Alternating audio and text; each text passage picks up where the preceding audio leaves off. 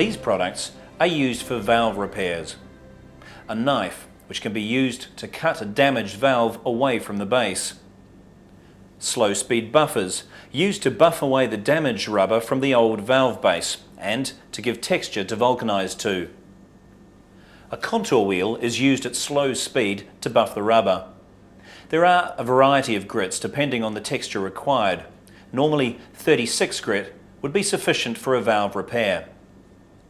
A vacuum should be used to clean away the buff dust to ensure there's no recontamination, as there can be when using air to blow dust away.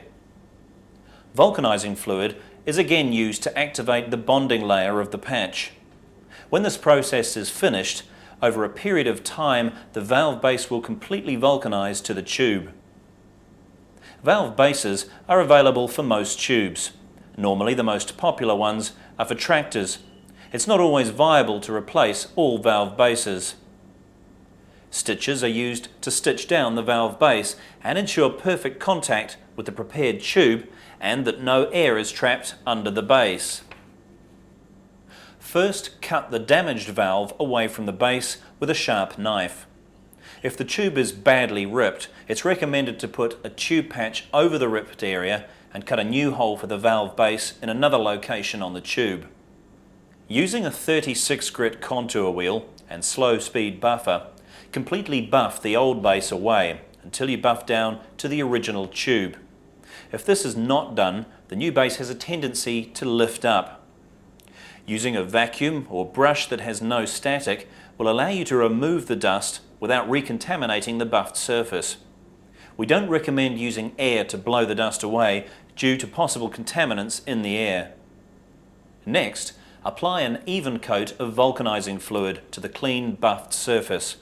Don't overbrush the solution, as this can weaken the vulcanization. The fluid should not dry in direct sunlight, but should be placed in a shaded area to dry. Drying time varies depending on the temperature and humidity, but it must be dry before attempting to apply the valve base.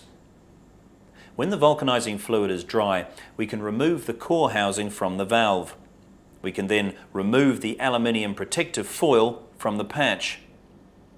Using a piece of wire or a valve tool with a long shaft, locate the valve correctly onto the tube with the holes lined up.